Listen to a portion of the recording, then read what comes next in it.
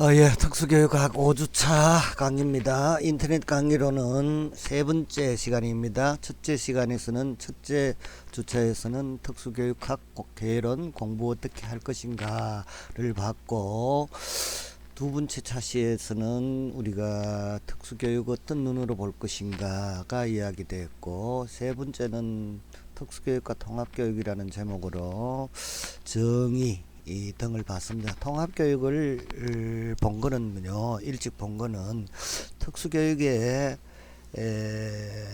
중점이 통합 교육에 있습니다. 왜냐하면은 장애 학생들이 지금 70% 이상이 일반 학교에 다니고 특수학교에는요 30여 프로 정도밖에 다니지 않습니다. 그래서 우리는 특수교육을 볼 때 처음에 이야기했죠. 인간 병리 현상에서 본다. 또 오늘 또 두 번째 말씀드리는 거는 특수학교 중심으로 보는 것이 아니고 일반 학교 중심의 특수교육 중심으로 본다. 이게 두 번째 시간, 세 번째 시간이었고요. 오늘 5주차 이제 장애 학생 사정과 관련된 건데요. 5주차입니다. 특수교육 대상자, 대상 학생을 어떻게 선정할 것인가 이런 겁니다. 이게 법 1교시에서는 사정의 목적과 절차, 그리고 사정의 영역과 도구, 2교시에는 사정의 방향 이렇게 갈 텐데요. 1교시가 거의 다 이 장의 이 중요한 내용입니다. 2교시 사정의 방향은 별도로 동영상 자료를 만들지 않고 숙제로 과제로만 받을 계획입니다. 왜냐 여러분들이 이 강의를 한번 더 듣고 5주차 2주에는 이 동영상을 다시 내보낼 겁니다. 왜냐하면은 사정의 1교시 첫째 사정의 목적과 절차, 두 번째 사정의 영역과 도구에서 이미 다 이야기를 해버렸고, 사정의 방향은 현재 우리나라 특수교육 대상 학생의 사정에 대한 문제점을 밝혀내 이야기하는 겁니다. 그래서 이거는 5주차 2교시는 5주차 1교시 강의를 다시 한번 리뷰하고, 여러분들이 그렇다면 우리나라 실정에서 사정의 방향이 어떻게 가야 되는가를 과제로 제출하는 걸로 계획을 잡고 있습니다.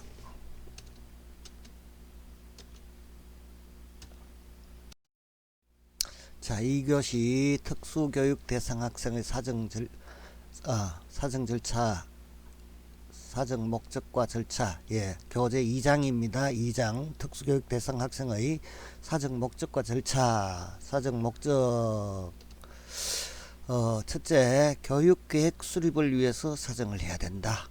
어떻게 학생의 현재 수준을 진단 평가하기 위해서. 두 번째, 사정의 목적, 교육 성과를 확인하기 위해서 사정한다.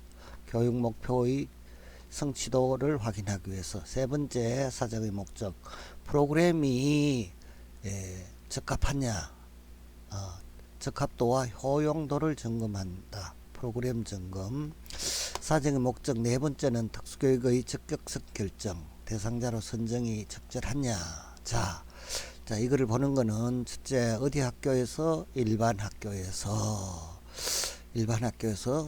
수업을 하는데, 이 학생이 지금 특수교육 대상자에 있냐 아니냐를 보기 위해서 1, 2, 3을 보고 4번 마지막에 특수교육 대상자로 선정하는데 사정의 목적이 있습니다.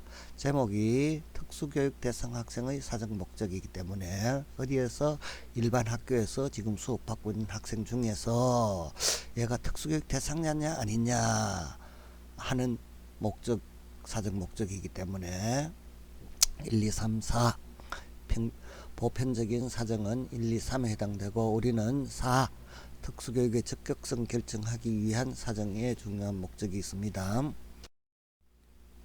자, 이거 그림요, 지금 계속 이야기를 하고 있는데요. 여러분들 이게 이해가 되지 않으면은 5분의 2 시간 또 이해를 할 수가 없습니다. 객관이죠. 객관. 기능주의, 구조주의, 주관, 해석주의, 인간주의. 객관 이쪽을요 지나간 시대의 교육 패러다임이라고 생각하면 되고요. 주관, 왼쪽의 주관은 뭐 지금 또는 미래 교육을 바라보는 눈이라고 생각하면 됩니다.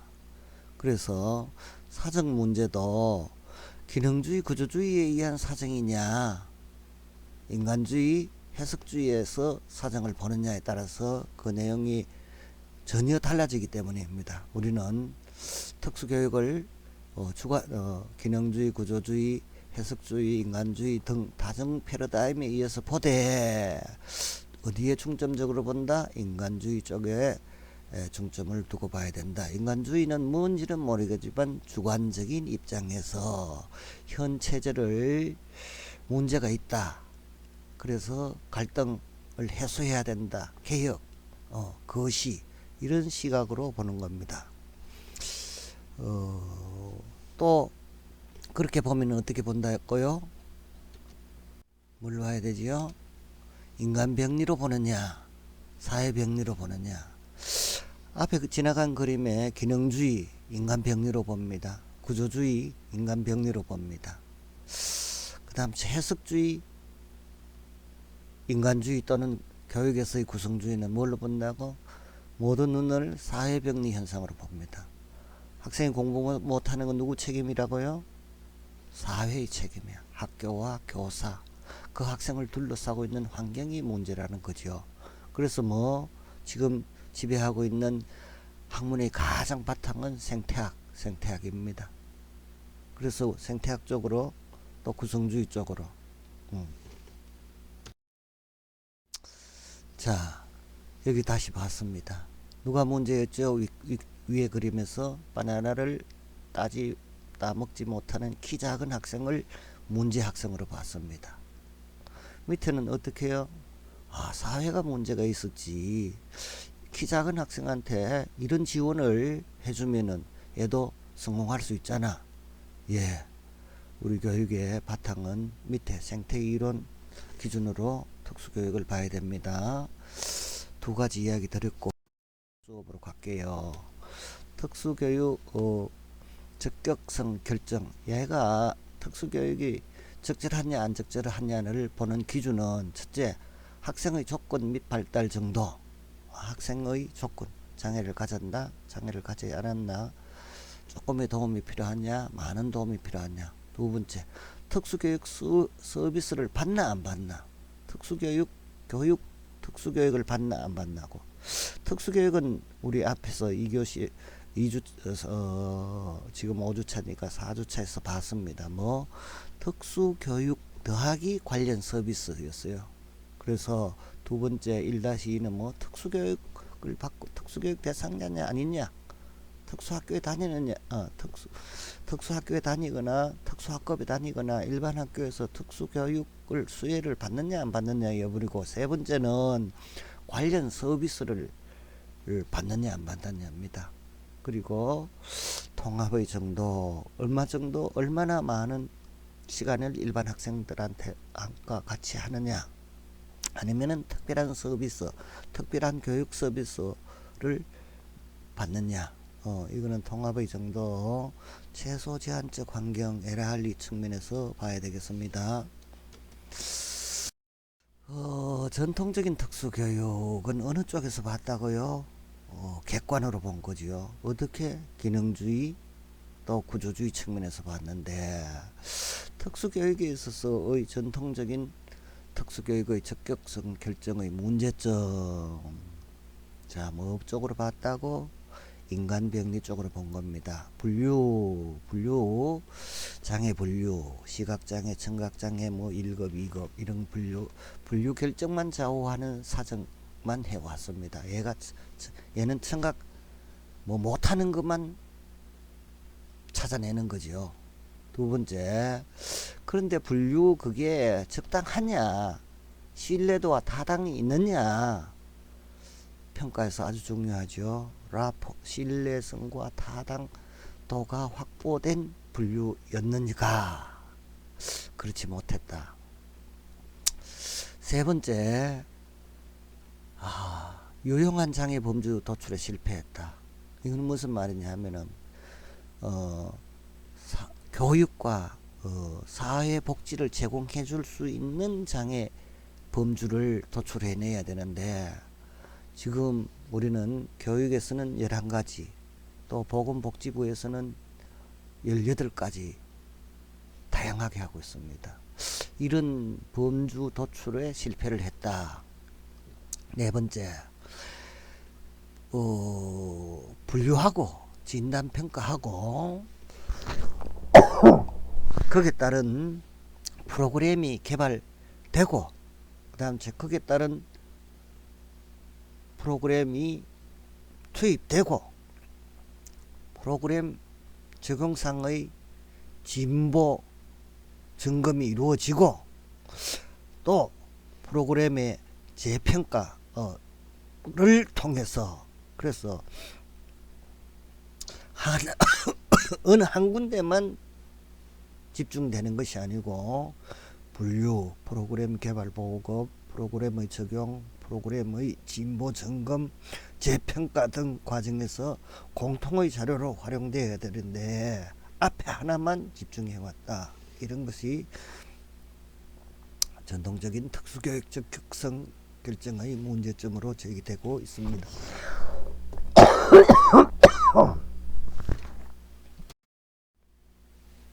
사정정보를 바탕으로 결정해야 되는 문제가 많습니다. 오래전에 교실을 결정해야 되고 특수교육 적격성이 결정이 돼야 되고 적격성 결정 이후에 교실 배치가 이루어지고 그 다음 여기에 대한 책임을 누가 질 것인가. 그래서 사정이 이렇게 중요합니다. 교재에 소상하게 정리가 되어 있습니다.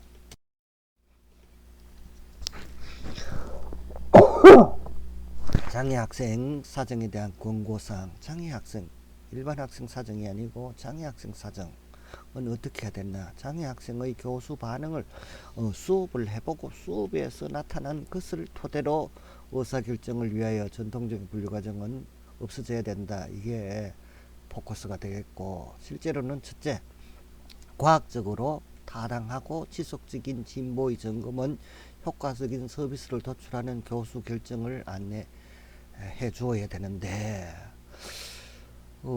과학적으로 타당성, 보편성 확보되지 않았었던 게 문제였고 두 번째, 지속적인 점검이 우리가 이루어지지 못했고 세 번째, 조직적인 중재 시도는 학생이 실패하도록 기다리지 않다. 이거 뭐예요?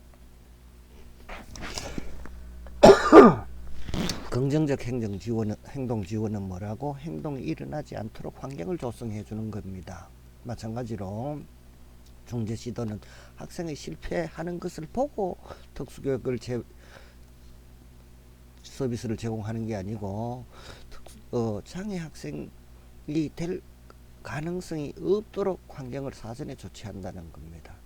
이 3번 내용은 아주 중요합니다. 생태학적 이론하고 깊이 관계가 되어 있기 때문입니다. 네 번째, 특별한 서비스에 대한 지속적인 의사결정을 위하여 역동적인 진보 점검. 역동적인 다양한 측면에서 학생이 얼마나 진보됐나 어떻게 됐냐 하는 점검이 이루어지도록 해야 한다. 제일 위에 교수 반응을 토대로 의사결정을 위한 전통적 분류는 이거 벌써 전통적 분류는 문제를 제기하고 있죠. 장애학생 사정 절차 보겠습니다. 1, 2, 3, 4, 5, 6 1. 선별 2. 의뢰 3. 진단 4. 계획 5. 배치 6. 평가 7. 재사정. 이 기준에 의해서 앞으로 계속 이야기가 전개되기 때문에 여러분들은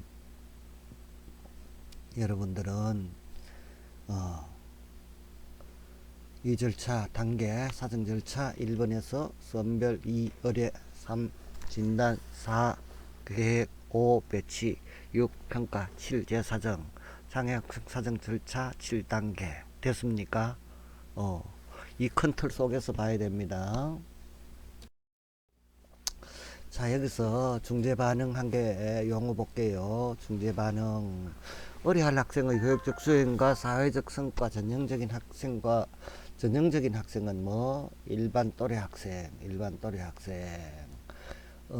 수행 차이, 어려할 학생의 수행의 차이. 첫 번째 수행의 차이, 두 번째 교육 서비스 단위에서 자연적으로 이루어지는 중재 반응을 분석하고 하는 의뢰 전략으로서 중재 반응 모형은 3단계. 1단계 보편적 검사와 교실 기반 교수 시행. 2단계 1단계에서 적합하게 반응하지 못한 학생을 대상으로 구체적인 부분에 대한 집중적인 중재. 3단계 개별적으로 강도 높은 장도 높고, 제가 수업에서도 엉뚱한 용어, 틀린 용어, 포인트도 엉뚱한 용어를 자꾸 씁니다. 강도 높고, 개별적으로 강도 높고 집중적인 중재 시행. 이 3단계가 특수교육입니다. 개별적으로 강도가 높고 집중적으로, 예, 중재 반응 받고. 장애 학생 사정 영역 특수교육 대상자로 선발되려면 뭘 봐야 된다? 발달력, 그동안의 발달력, 현재 신체 조건, 적응 특성, 심리 특성, 또래 아동들에 비해서 이 부분이 어떻게 차이가 나는가를 사정.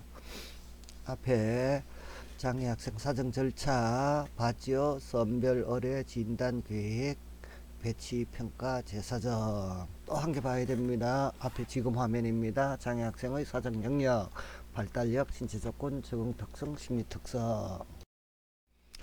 사정 도구 유형 몇 가지가 있느냐 하면은 세 가지로 봅니다. 표준화 여부에 따른 사정 도구, 두 번째 시행 대상의 규모에 따른 사정 도구, 세 번째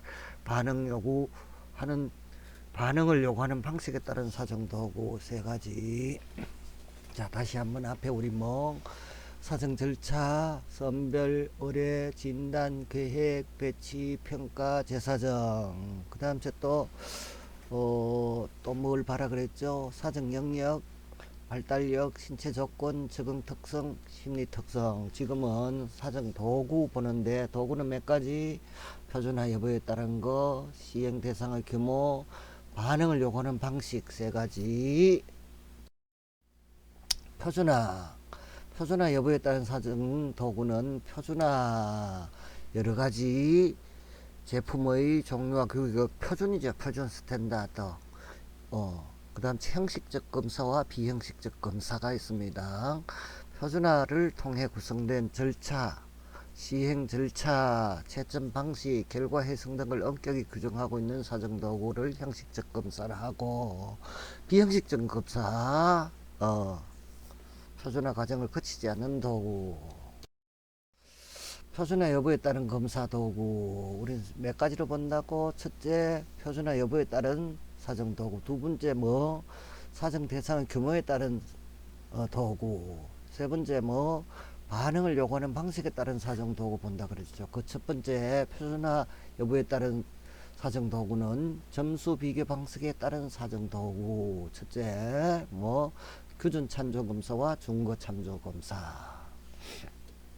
점수 방식에 따른 도구. 두 번째, 시행 대상의 규모에 따른 사정 도구는 개인용 검사, 집단용 검사. 특수교육 대상자는 집단으로 하기가 어렵겠죠.